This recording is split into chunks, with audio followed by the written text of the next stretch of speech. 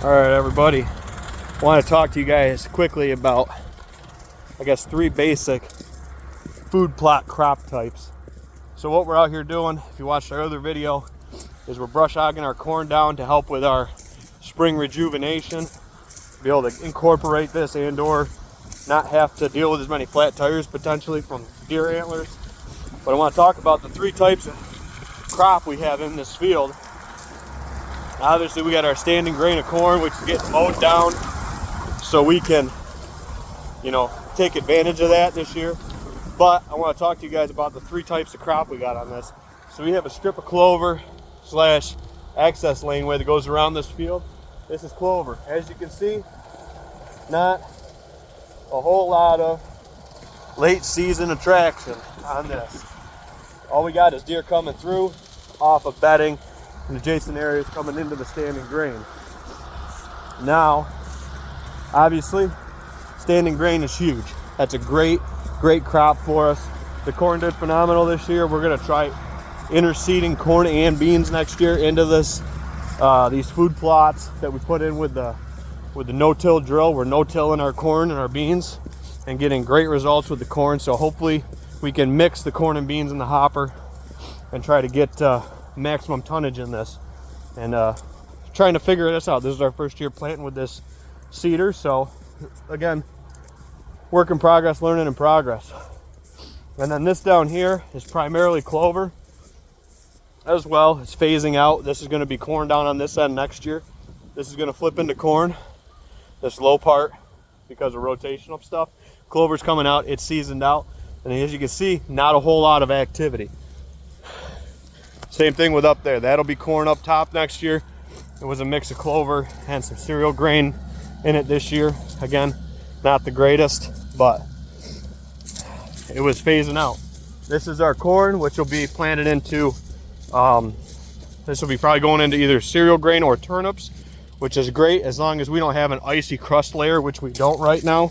So they can dig in that winter wheat and dig in turnips as well, which is the 3rd crop that we got on this.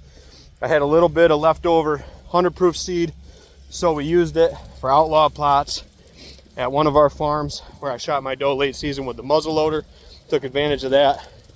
But up here we have turnips, very small plot, 1/4 acre, and this inside corner is fed out already. As you can see, it's pretty much down to dirt. There's nothing here. There's some leafy green left behind, not much. But down on this end, we had some better bulb production and interseeded in the corn as well. But you can see late season planted turnips. So when somebody says you got to plant this, you got to plant that, you got to match what you're planting for what your goal is with it. Again, a couple inches of snow, the deer can get at the turnips.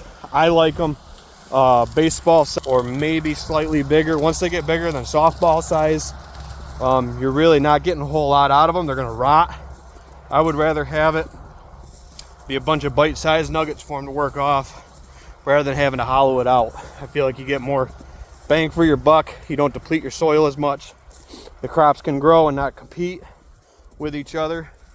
But you can see, where there's some turnips still left in this very small plot. This is less than 1/10 of an acre strip here on the top that we had a little bit of, ran out of corn seed. Is the real reason why this wasn't all planted. We ran out of corn seed here. That's why it was a little thinner up here. This is the last pass we did, and you can see everywhere that they can get down to them. Turnips are a great food source. Clover's a great food source. Obviously standing grain is a great food source, but matching that to it, but the underlying thing that makes it the most beneficial food source for you is unpressured food and stuff that isn't interfering with your access, and your access falls in line with your food plot and stand location is the biggest key to having a good food plot on your property. So whether you're planting standing grain, clover, or turnips, each has their own place, and if you can put them all in one place, that's all the better, because you can run food on food on food. Interseeding into corn, this is mowed down pretty damn good. As you can see, obviously makes it a little bit easier to shed hunt this year, and hopefully not have as many flat tires. We got a bunch of cold weather coming, so the deer were stacked up on this. We bumped out 8 or 10 before we came into the plot. As you see, got a little bit of switch here. not quite tall enough to hide the blind, but this will be annual screen in front of this year, as the corn will be rotating out into the north end of this field basically. And then we'll be running cereal grain or turnips back on this side for a year to get this side straightened out for the extension. So hopefully you guys like that video on your crops and explaining the uses of them. Clover is dynamite early season. That's where I've killed my bucks early season before. You have that when that's highly palatable and attractive and isn't frosting out at that point. Turnips don't get sweeter because of the frost. They just are one of the last green leafy things out there. They have a bunch of tonnage and biomass that can provide great nutrition and great food for your deer, and a lot of pounds of it. So I do love turnips. I love my clover. I love my corn. I love cereal grains, but use what works for you for your property. Small plot, probably even turnips could get browsed out on it. Corn or soybeans definitely probably going to get hammered and browsed out on it.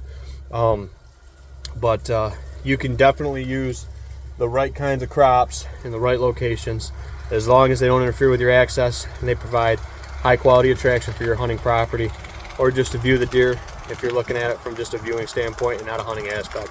So hopefully you guys found that tip helpful, and we'll catch y'all next time out here in the field.